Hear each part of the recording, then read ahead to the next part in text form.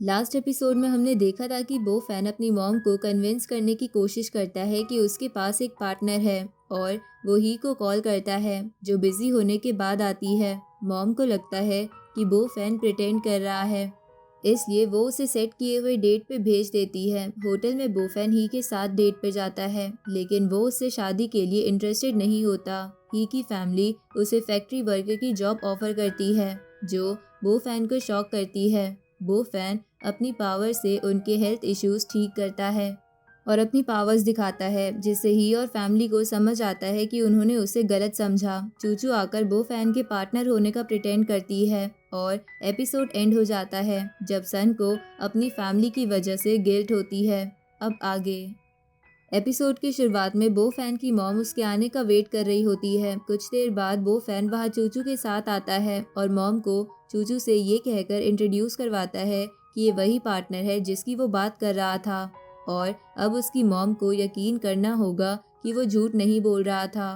बो फैन के चूचू को इंट्रोड्यूस करवाने के बाद चूचू बो फैन की मॉम के पास जाती है और उन्हें गिफ्ट देकर उन्हें वो गिफ्ट एक्सेप्ट करने के लिए कहती है, जिसे देखकर बो फैन की मॉम चूचू को सन समझ लेती है और उससे बो फैन और उसकी डेट के बारे में पूछने लगती है।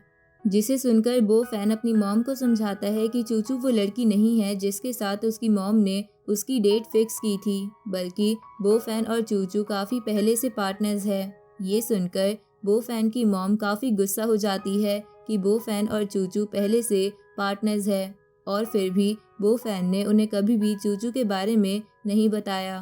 तभी बो फैन को मिस्टर गुआन का कॉल आता है, जो बो फैन को बताते हैं कि उसे जल्द ही कम्युनिटी प्लेस आना पड़ेगा क्योंकि वहाँ एक प्रॉब्लम हो गई है। जिसके बाद बो फैन चूचू और अपनी मॉम को बताता है कि उसे अभी कुछ अर्जेंट काम से कम्युनिटी प्लेस की तरफ जाना पड़ेगा। चूचू बो फैन से उसे जाने के लिए कहती है, साथ ही वो बो फैन की मॉम के साथ शॉपिंग पे जाने की बात करती है। कुछ देर बाद बो फैन वहाँ से चला जाता है और उसके जाते ही बो फैन की मॉम चूचू की तरफ देखकर उससे पूछती है कि क्या बो फैन ने उसे उनके सामने एक्टिंग करने के लिए हायर किया है। जिसे सुनकर चूचू बो फैन की मॉम को बताती है कि वो अपनी मर्जी से वहाँ आई है और उसे पैसों की इतनी ज़रूरत नहीं है कि बो फैन को उसे हायर करना पड़े। अब बो फैन कम्युनिटी प्लेस पहुंच जाता है, जहां आते ही मिस्टर गुआन उसे बताते हैं कि उन्हें लगा कम्युनिटी प्लेस पर सब कुछ ठीक हो गया है, जिसके चलते उन्होंने सारे वर्कर्स को काम पर वापस बुला लिया था। लेकिन उन वर्कर्स ने कम्युनिटी प्लेस पर कुछ अजीब सी चीज़ें देख ली है, जिसके बाद उनमें से कोई भी वहाँ काम करने के लिए तैयार नहीं है। ये सुनकर बो फैन मिस्टर गुआन से कहता है कि अगर वो लोग वर्कर्स की सैलरी डबल कर दे तो क्या वो लोग वापस काम करेंगे। जिस पर मिस्टर गुआन बो फैन को बताते हैं कि उन्होंने ये ऑप्शन भी ट्राई कर लिया है, लेकिन वर्कर्स किसी भी हालत में कम्युनिटी प्लेस पे काम करने के लिए राजी नहीं हैं। ये सब सुनकर बो फैन कम्युनिटी प्लेस के मेन गेट की तरफ जाता है और अपनी पावर से कम्युनिटी प्लेस को स्कैन करता है, जिससे उसे पता चलता है कि वहाँ सच में नेगेटिव एनर्जी अभी भी है।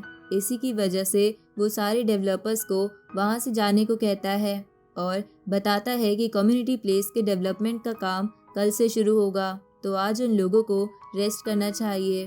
साथ ही उनको उस दिन की भी सैलरी मिलेगी, तो उन्हें चिंता करने की बिल्कुल भी ज़रूरत नहीं है।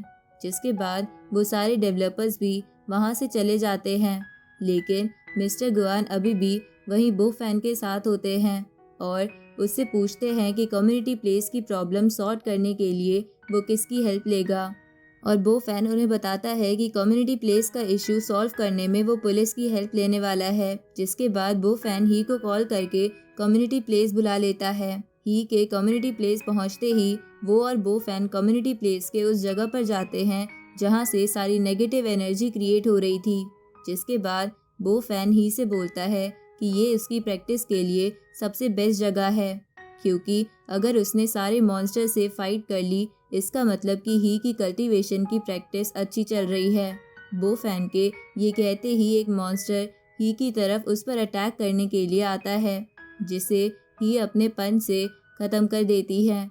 इसके बाद एक बहुत सारे मॉन्स्टर्स ही पर अटैक करने लगते हैं और ही उन सब से बचते हुए उन सब पर अटैक करके उनको एक एक करके हरा देती है। साथ ही बो फैन भी ही को फाइट के दौरान गाइड कर रहा होता है, जिसके चलते वो सारे मॉन्स्टर्स को हराने में कामयाब होती है। कुछ ही देर बाद सारे मॉन्स्टर्स खत्म हो जाते हैं तो बो फैन मिस्टर गुआन को बुलाने कम्युनिटी प्लेस के गेट की तरफ चला जाता है। वहीं दूसरी तरफ लुओ दोनों सीनियर मास्टर्स के साथ कम्युनिटी प्लेस की तरफ आ रहा होता है। जहां आते हुए उन दोनों मास्टर्स में से मेल सीनियर मास्टर लुओ को बताता है कि उसने बो फैन के कम्युनिटी प्लेस पर नेगेटिव एनर्जीज का पूरा ऑरा सर्कल ही शिफ्ट कर दिया है, जिससे बो फैन कभी नहीं लड़ पाएगा। जिसके कुछ देर बाद लुओ दोनों सीनियर मास्टर्स के साथ कम्युनिटी प्लेस के मेन गेट के पास पहुंचता है। जहां पहुंचकर मेल सीनियर मास्टर नोटिस करते हैं कि उनका क्रिएट किया हुआ नेगेटिव एनर्जीज का ऑरा सर्कल बो फैन ने तोड़ दिया है, जिसे देखकर वो काफ़ी शॉक्ड हो जाते हैं और लुओ को इसके बारे में बताते हैं। जिसके बाद वो दोनों सीनियर मास्टर समझ जाते हैं कि जितना उन्होंने सोचा था वो फैन उससे ज़्यादा स्ट्रांग है और उसे हराना बिल्कुल भी आसान नहीं होगा। इसलिए उनको कोई और तरीका भी ढूंढना होगा बो फैन को हराने का, जिसके लिए फीमेल सीनियर मास्टर लुओ से कहती है कि वो बो फैन के फैमिली और फ्रेंड्स के बारे में पता करे ताकि वो लोग ज़रूरत पड़ने पर उन्हें बो फैन के अगेंस्ट यूज़ कर सके। सीनियर फीमेल मास्टर का ये प्लान सुनकर लुओ उन्हें बताता है कि उसने पहले से ही बो फैन के फैमिली और फ्रेंड्स के बारे में पता कर लिया है। दूसरी तरफ बो फैन मिस्टर गुआन को लेकर कम्युनिटी प्लेस की उस जगह पर आ जाता है जहां से नेगेटिव ऑरा क्रिएट किया गया था और जहां पर ही पहले से ही मौजूद होती है और वो बो फैन को देखकर काफ़ी गुस्सा हो जाती है कि बो फैन ने उसे सारे मॉन्स्टर से अकेले लड़ने के लिए छोड़ दिया। ही को गुस्सा देखकर बो फैन मिस्टर गुआन को बताता है कि कम्युनिटी प्लेस का इशू ही ने अकेले सॉल्व किया है और क्योंकि अब ये इशू सॉल्व हो गया है तो वो लोग अगले दिन से ही कम्युनिटी प्लेस के डेवलपमेंट का काम शुरू कर सकते हैं। तभी मिस्टर गुआन बो फैन को बताते हैं कि कम्युनिटी प्लेस के डेवलपमेंट के लिए उनके पास इनफ फंड्स नहीं हैं, तो उन्हें और पैसों की ज़रूरत पड़ेगी ताकि डेवलपमेंट का काम पूरा हो सके। जिस पर बो फैन मिस्टर गुआन से कहता है कि उन्हें फंड्स के बारे में सोचने की बिल्कुल भी ज़रूरत नहीं है, क्योंकि जितने भी पैसों की ज़रूरत पड़ेगी वो फैन उन्हें वो प्रोवाइड करवाएगा। जिसे सुनकर मिस्टर गुआन बहुत खुश हो जाते हैं और वो फैन से कहते हैं कि वो कल से ही कम्युनिटी प्लेस के डेवलपमेंट का काम शुरू करवा देंगे। तभी ही को उसके फ़ोन पे एक मैसेज आता है, जिसके बाद ही बो फैन को बताती है कि उसे वापस काम पे जाना होगा क्योंकि कोई अर्जेंट मिशन है। ये कहकर ही वहाँ से चली जाती है। जिसके बाद बो फैन भी मिस्टर गुआन के साथ कम्युनिटी प्लेस से बाहर आ जाता है। जहां आकर वो दोनों देखते हैं कि कम्युनिटी प्लेस के गेट पर मिस्टर बी खड़े हैं, जो कि बो फैन की कार को देख रहे हैं। मिस्टर बी को वहां देखकर मिस्टर गुआन उनके पास जाते हैं और बी मिस्टर गुआन से बो फैन के कार की तारीफ करने लगते हैं और उनसे पूछते हैं कि क्या वो कार उनकी है। जिस पर मिस्टर गुआन बी को बताते हैं कि वो बो फैन की कार है। जिसके बाद मिस्टर गुआन बो फैन और बी को इंट्रोड्यूस करवाते हैं और बो फैन को बताते हैं कि mister B King Yao media company के सीईओ हैं और कम्युनिटी प्लेस के पब्लिसिटी का काम पहले वही देख रहे थे। जिसके बाद बी बो फैन के सामने ये ऑफर रखता है कि उसे कम्युनिटी प्लेस की पब्लिसिटी के लिए प्रॉफिट में से 30% शेयर चाहिए। साथ ही बो फैन की कार भी चाहिए क्योंकि उसे वो बहुत पसंद आ गई है। तभी मिस्टर गुआन बो फैन से कहते हैं कि बी से दुश्मनी लेना उनके कम्युनिटी प्लेस के लिए सही नहीं रहेगा, लेकिन बो फैन इन सब बातों को इग्नोर करते हुए बी के ऑफर को रिजेक्ट कर देता है और मिस्टर गुआन के साथ वहां से जाने लगता है।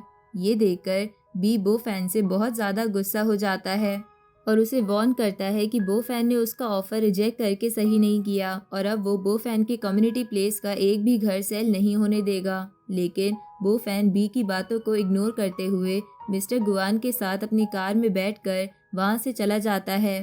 कुछ देर बाद बो फैन वापस अपने होटल में पहुंचता है, जहां वो देखता है कि उसकी मॉम चूचू के साथ बैठी हुई है। बो फैन की मॉम उसे देखकर उसके पास जाती है और बो फैन को बताती है कि उन्हें चूचू बहुत पसंद है। जिसके बाद चूचू बो फैन को बताती है कि उसने बो फैन की मॉम के लिए बहुत सारी शॉपिंग की है, लेकिन उसकी मॉम चूचू के पसंद किए हुए कपड़े पहनने से मना कर रही है।